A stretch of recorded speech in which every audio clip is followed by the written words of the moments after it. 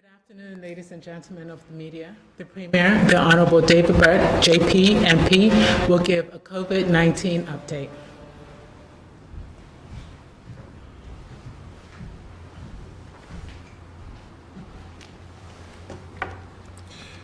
Good afternoon. Today I'm joined by the Minister of Health, the Minister of National Security, and the Minister of Education. My remarks today will cover my daily update regarding test results for COVID-19.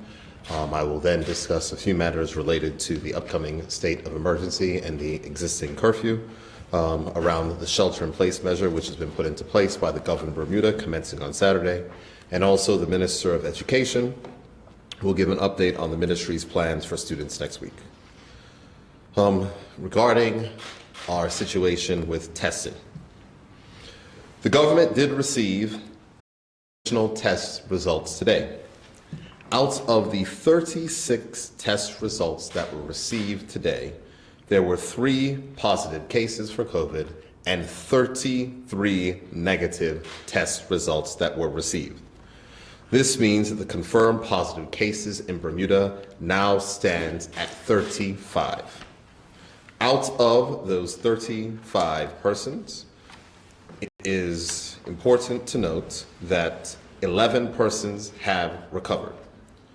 Out of those 35 persons, there are 4 persons now that are hospitalized, and all of those persons are listed in stable condition.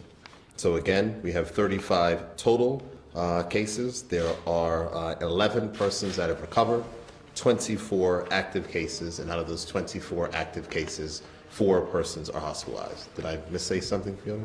Okay, got it. Out of the cases, 22 overall of the 35 were reported, 11 were local transmission, and 2 were under investigation. Out of the 3 new confirmed cases, 2 of them were imported, and 1 is under investigation. 1 of the confirmed cases arrived in Bermuda on the British Airways flight on the 18th of March. The other arrived on the Delta flight 561, on the 18th of March 2020. If you were on either of those flights on the 18th of March, your quarantine period ended yesterday, April 1st. If you are feeling fine and have no symptoms, continue to either practice social distancing, remain in your house, and observe the self-quarantine guidelines. If you have respiratory symptoms, such as a persistent cough, or even a mild fever or a sore throat, please contact your doctor. Alternately, you can, prior to contacting your doctor, you're welcome to go to the website as listed here, coronavirus.gov.bm, and look under resources, where you will find a symptom checker, which has been released by the Bermuda Hospitals Board, so you can look to see whether or not you may have or have the symptoms of the coronavirus. When you talk to your doctor, explain that you are on one of the mentioned flights and you would like medical guidance. Please, as I say all the time, do not go to your doctor's office or the hospital. Call ahead. Currently, there are 1,206 persons that are under self-quarantine with public health supervision. A review of our overall testing numbers states that out of the 261 tests that we've conducted, as we noted, 35 were positive and 204 were negative. The rest of the results are pending results. Regarding the curfew, I'm pleased to state that the vast majority of people in Bermuda understand the importance of the curfew and are in their homes by 8 o'clock p.m. The Bermuda Police Service today reported that there was 1 curfew breach last night, and that person was detained and held at the Hamilton Police Station and released after curfew. It is important to note that the exemptions can be found for anyone who's requesting an exemption for curfew at forms.gov.bm/COVID-19/curfew, or you can just visit the coronavirus.gov.bm website and you will find the link to the exemption request form there. Yesterday, I announced the government would be instituting a shelter-in-place order for the 14 days from the 6 a.m. the Saturday, April 4th until Saturday, April 18th. I will reiterate why this measure is important for the lives of each person who lives in Bermuda. COVID-19 is a deadly disease. We have seen how it has devastated towns, cities, and countries around the world. In Bermuda, we have the ability to flatten the curve and slow down the transmission of the virus by reducing our contact with each other. The virus, as you know, is spread from person to person and by people touching surfaces where the virus is present. This is the reason why it is important to maintain your social distance and to practice the good hygiene that we have spoken about. Minister Keynes has spent the bulk of this afternoon answering questions that people have regarding the shelter in place and how it impacts their personal circumstance. Though we will have the ability to answer questions at the end of this press conference regarding specifics, I'm going to ask for the patience of the public as the Attorney General's Chambers is finalizing the regulations, and it's important to note that though the regulations are requested by the Cabinet of Bermuda, the Governor of Bermuda must issue those regulations, and until those regulations are issued, nothing can be considered official as it is under the remit of the Governor in which to issue. So we will wait for the finalization of those regulations. What I will note, however, is that shelter in place will be difficult for many persons in our community. The added stress of reduced incomes, anxiety surrounding the coronavirus, and the inability to leave people's property creates extra pressures for many families. It is important to note that support has been put in place to help families during this time. The government has established clear priorities for ensuring that vulnerable persons in need that are in our community have their needs met. Many partner agencies are working together: churches, nonprofits, and government departments. Resources are available to deliver food, and there are services for seniors. Shelter is available for those in need, and for those persons who may be unfortunately experiencing domestic violence, help is also available. Approximately 14 food services and feeding programs have been put in place, and they are providing over 3,000 meals a day island-wide. Regarding our seniors and our nursing homes, many of Bermuda's most vulnerable live in seniors' homes around the island. There are 21 facilities, 19 of them which are private, which serve a total of 392 seniors. Funding from Bermuda Emergency Fund, which is administered by the Bermuda Community Foundation, has been used to buy supplies, personal equipment, install Wi-Fi, and get more phone lines into the nursing home facilities. If anyone has a concern about a senior, or if you're a senior that needs help, you're welcome to contact Claudette Fleming at 747-7525.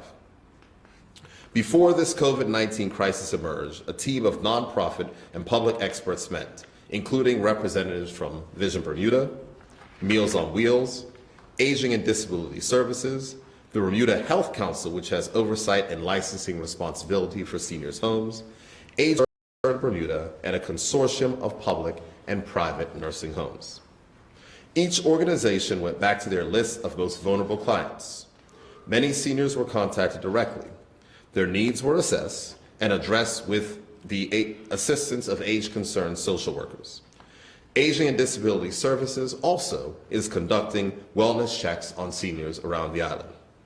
These organizations are on standby to address short-term needs of those seniors as they arise. For those members of our community who can help make a difference by making a financial contribution to the emergency fund, please go to www.bcf.bn. All funds will be used to support the identified priority areas for our most vulnerable. On to the issues of domestic violence. Unfortunately, what happens when you have curfew orders or shelter in place, you will unfortunately see an increase in the risk of domestic violence. Please note that if you are in a domestic situation and have concern for your safety, contact the police or call the Center Against Abuse at 292-4366 or their 24-hour hotline, 297-8278. The government does not want anyone to remain in a vulnerable position where you may be subject to domestic violence. And I'd like to speak today to state that if you are in that situation, we can make sure that provisions are made for you. We do not want you to be in a situation where you may be abused, and if you need help, please call, and the government will make sure that we can assist you in your particular circumstances. Earlier today, I saw the long lines at the grocery stores. I want to reassure the people of Bermuda that grocery stores will remain open during the 14-day shelter in place. Pharmacies will be open, as well as gas stations. There is no need to buy in bulk. There is plenty of food on the island, and there is enough for us all. I ask and remind persons that social distancing is particularly important, and the Minister of National Security, in conjunction with our services, is going to look what assistance may be provided to help to make sure that we can have persons maintain adequate social distancing. But the best advice is buy what you need to buy and do not buy any more. There is enough for everyone. And to remember that during the 14-day shelter in place, there will be the opportunity to travel to a grocery store within limits of which will be laid out in regulations. The government has also been focused on bringing Bermudians home who have been stranded in the United States and our students who are stranded, some in dire conditions, in the United Kingdom. Working with a local travel agency, who have generously secured a charter flight by Delta Airlines, and the travel agency is Travel Edge. A flight is being organized to bring travelers who may be stranded in the United States from Fort Lauderdale, Florida to Bermuda. There is a cost for this flight. However, the more persons who take advantage of the flight, the cost could be reduced. If you have a loved one in the United States who needs to return home, direct them to coronavirus.gov.bn to complete the Returning Bermudian Residence form to add their name to the list. It should be noted that priority, both in London and in cases from the United States, are for persons who are students or vulnerable persons. Then it goes to people who are ordinarily resident in Bermuda. Persons who have moved overseas and are not normally resident in Bermuda are lower on the priority list and may not be given seats on the flight, given that there may be space constraints. Whether travelers are arriving from London or the United States, once they arrive in Bermuda, they will be mandated to enter a government quarantine facility for 14 days. The Minister of Health has signed a new order that requires this, and our government has secured a facility with more than 300 rooms to meet these required quarantine demands. As I've stated previously, we have an obligation to help bring home every Bermudian who is stranded overseas by circumstance far beyond their control. And as I've stated previously, some of the stories of which you are hearing that I've heard are not good. I just got off the phone with Ms. Kimberly Durant, who runs our London office, and we have students that are literally calling her office in tears because there are no services and support for them as their universities are shut down, and they are very literally the only person that is left on their university campus. The fortunate thing is that most of those students will be home on Monday. I've heard stories of our seniors who having retired, have made the decision to vacation and have ended up in a city where they hadn't planned to stay in, expending money on flights, hotel rooms, and food that they had not budgeted for. These are our people, and I'm happy that we continue to work with Government House and the Foreign Commonwealth Office to resolve their dire situations. Earlier this week, I spoke about the plan to get hospital workers who usually rely on public transportation to and from the hospital. There had been a delay in starting this service. However, the Department of Public Transportation Management, the Bermuda Industrial Union, and the Bermuda Public Service Union officials and the Occupational Safety and Health Committee members met with Bermuda Hospitals Board's Chief of Medicine and expert on infectious diseases to clarify the requirements for personal protection equipment, hygiene, and social distancing on the buses under COVID-19 regulations. The Department of Health Healthcare professionals were also present to advise on personal protective equipment and COVID-19. The bus drivers now have an understanding of the risk exposure and the precautionary measures required to ensure the safety of employees and passengers on buses. Follow-up actions are ongoing. However, the team at DPT has made sufficient progress to safely resume the KMH bus service starting tomorrow. I thank everyone who has worked to make this service possible so our healthcare workers can get to work. Now, I will end with some good news. The Bermuda Post Office today confirmed that pension checks for seniors will be delivered tomorrow. Also, the Minister of Finance confirmed to me earlier today that payments have been processed for 1,142 persons who were approved to receive benefits under the unemployment fund. Again, 1,142 persons. Those payments were processed at our local banking institutions today, and there will be another run that will be performed tomorrow. The Minister of Finance has informed me that the persons whose payments were run out of that fund were paid for the first 2 weeks of their benefits, not just 1 week, but the first 2 weeks of their benefits. I will close my remarks today with my customary thank you. Thank you to Bermuda's public health professionals and healthcare workers around the island who are on the front line every day. Those are doctors, those are nurses, those are lab technicians, those are the ones who work in support, persons who clean the hospital, orderlies, the persons who are preparing food, and otherwise. Whether you are persons who are working picking up garbage around the country, whether you are transporting our people to and from work, whether you are on the streets making sure that we maintain our curfew as a police officer or regiment officer, I, on behalf of a grateful country, give you our thanks. To my fellow Bermudians, as I say all the time, we must use this time to define who we are, to do what is right for ourselves and our country. We are going to have to dig deep and be strong as we prepare to endure 14 days of sheltering in place. But I have no doubt that we can do it, and if we do it the right way, it'll be the last time that this country will have to do it. Thank you, and with that, I will turn the podium over to the Minister of Education. Minister?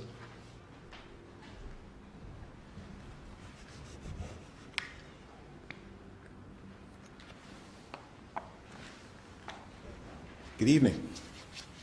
I would like to share information with our education family and the community concerning what is expected of our students and staff during the weeks of April 6th and April 13th. I'll first start with the week of April 6th. We will be extending student spring break for the next week, April 6th through April 9th. However, while students are on an extended spring break, we encourage them to find time to read and to engage in some form of physical activity every day in their respective homes and yard spaces while Bermuda is adhering to the shelter-in-place order. As all public officers are still expected to continue the provision of government services during the 14-day shelter-in-place, principals and school staff will be working remotely and planning for the reopening of schools. This planning is critical because when our schools reopen, the schools will not jump back into business as usual. Instead, schools will commence with a recovery period before they transition into the regular school schedule and routines. We recognize that our staff and our students have been impacted by this pandemic, and therefore we're taking this approach to have a period of transition to normal school schedules and routines. The main purpose of having a recovery is to restore the normalcy that had prevailed in school before this crisis. The decision to include a recovery period from our schools is aligned with research and international best practices. During the recovery period, which will be implemented the first week when schools reopen or the week of April 20th, schools will have revised schedules, students and staff will be able to wear casual clothing, and there will be a focus on activities to help staff and students to gradually transition to the regular school schedule and routine. These activities will include reteaching and reestablishing routines, reviewing the expectations for learning, preparing students to recommence the learning for specific subject areas, provide stress management during class time, attending to the social emotional well-being of our students and our staff, providing supportive services, conducting safety audits, introducing new environmental and health protocols, reorganizing classrooms and buildings to incorporate any new environmental or health protocols, assessing the emotional needs of students and staff, holding regular debriefings with staff, evaluating the progress with the recovery phase, determining lessons from the crisis, and communicating with families. I'll now move on to the expectations of the week starting April 13th. We will suspend remote learning strategies during this week. However, students will be provided with a menu of activities from which they can complete each day. We recognize that all of Bermuda is required to shelter in place, and that continuing with remote learning strategy may present additional challenges and stress for families and households. Principals and school staff will carry out individual planning to ensure that they are prepared for the implementation of the recovery program once school opens during this week. At this point, let me share in the preparation of our school buildings. It is important to make clear that there is no evidence that any student or teacher may have been infected by the coronavirus or that there has been any contamination in our schools. The Department of Education, however, understands it's critical to maintain a clean and sanitary learning environment for students, teachers, and principals. Therefore, out of an abundance of caution, deep cleaning and disinfection protocols were developed by Dr. Kent Simmons of Bermuda Water Consultants Limited so that we could achieve this. As such, the deep cleaning commenced the week of March 23rd following these 4 steps. 1, deep cleaning of all classrooms and other activity meeting rooms throughout the school. 2, disinfection with bleach-based disinfectant. 3, a final and specific cleaning of high-touch surface areas such as door handles, handrails, desks, countertops, telephones, toys, water fountains, playground equipment, bathroom toilet levers and dispensers, etc. And finally, school inspections using a checklist and sign-off process. There are only 3 schools remaining to be deep cleaned, and this will occur by the end of day tomorrow. So at this point, I want to recognize the work of our school custodians. They have been diligent in following these protocols and undertaking this deep cleaning regime in preparation of receiving our students back to school. Our facilities team is now conducting inspections of the school buildings using this checklist. We appreciate the work that they are doing on behalf of our children to contribute to a safe and healthy school building. In closing, I encourage our education family to continue to review the Ministry of Health's official webpage of www.gov.bm/coronavirus for information related to COVID-19. Thank you.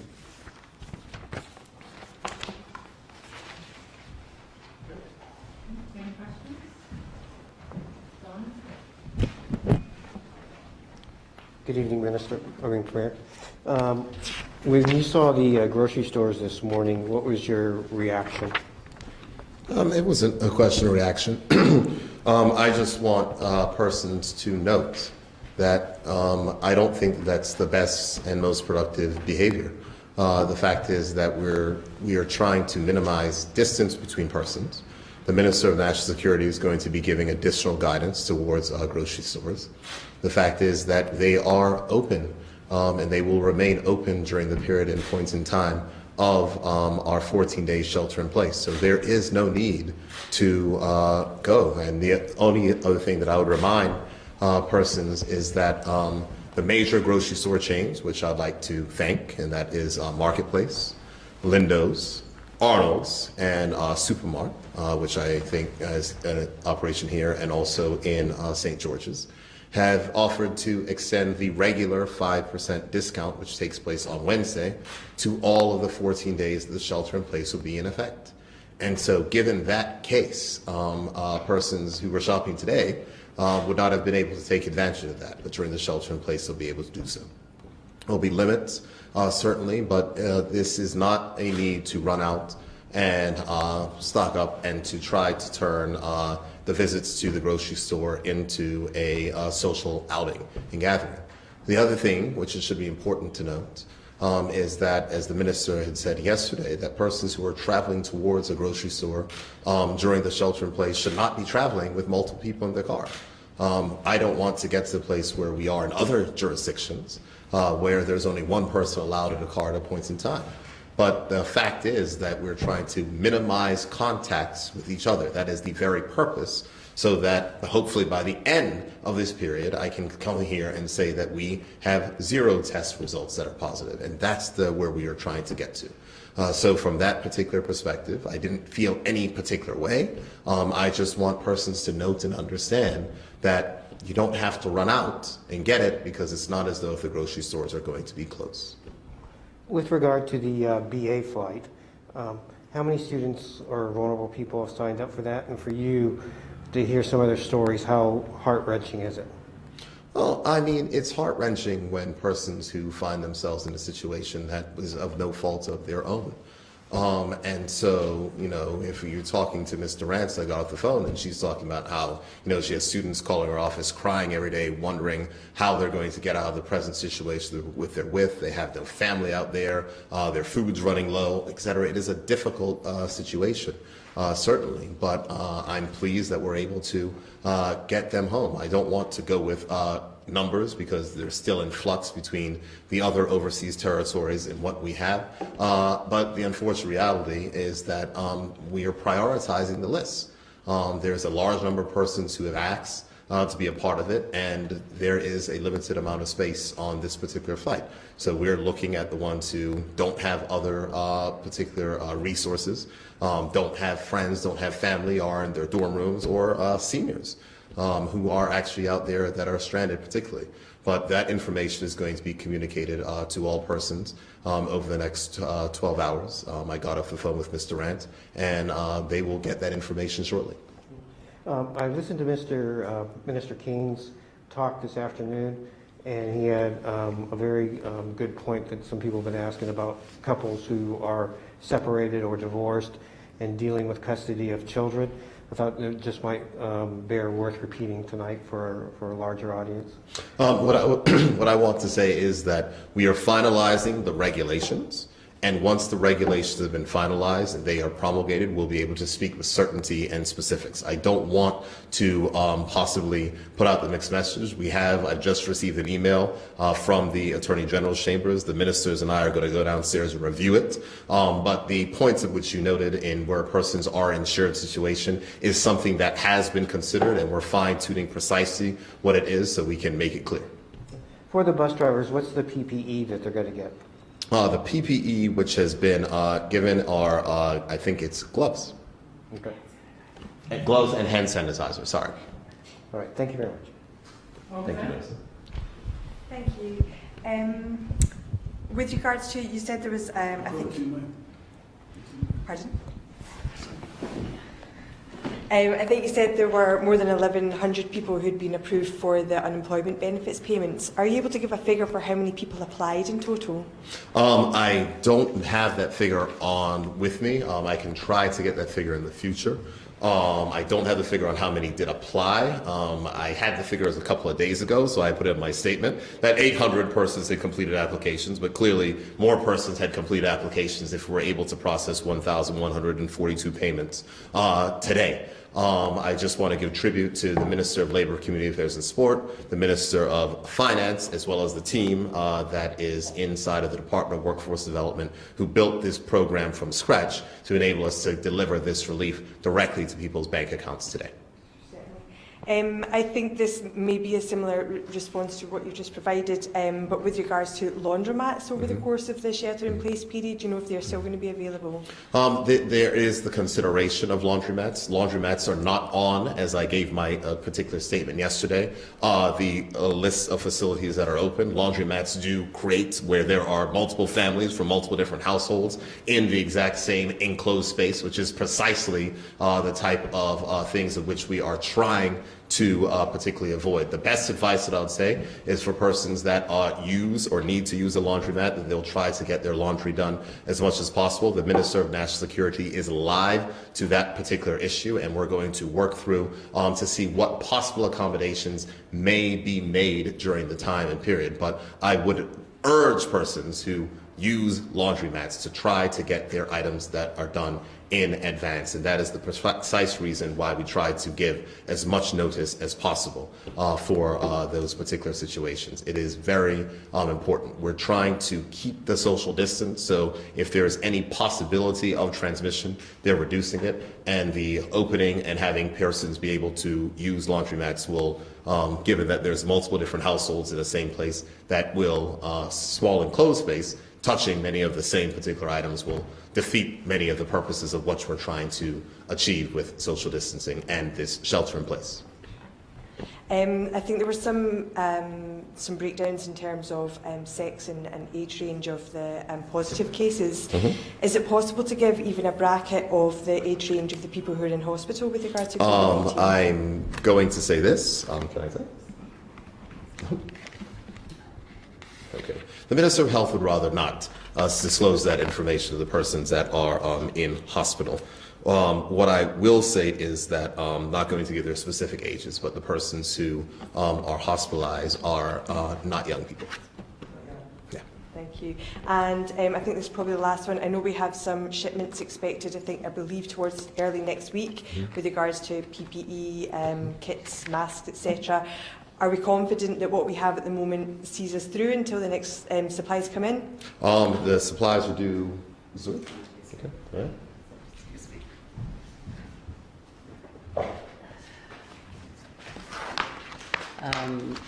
There are some supplies that are due on the 6th of April, some of the PPE on the 6th of April, and then there's a further order of supplies that are due a couple days later. Next week, one is by courier and one is on the BA flight that the Premier mentioned that would be returning some of the students. However, you probably would have noted today in the United States, they effectively embargoed exportation of all PPEs. So that will present a challenge. However, as I've said previously, we are looking to source PPEs from Europe as well as other countries within the region. Southeast Asia, what we have at the moment is enough to see us through until like the 6th of April? That is the hope. However, again, we are recognizing that there will be a shortage eventually. However, having said that, recognizing that that may come, in anticipation of that, we are ensuring that we source as much supplies as we can from Southeast Asia as well as Europe. So we're comfortable that we have sufficient for now, but we are continuing to source for future needs. Understood. Thank you very much. Okay. Thank you very much. That's it. Good. All right. With that, I thank everyone for their attention. We will be giving an additional update tomorrow. There will be additional information which will be coming out from the government regarding the specifics of the shelter in place. I'll just remind everyone to remain calm. Grocery stores will be open with discounts throughout the period and point in time, and we want persons to get themselves, use this time to prepare themselves and to get ready and to avail yourselves of all the services the government has to offer. If you need any particular information,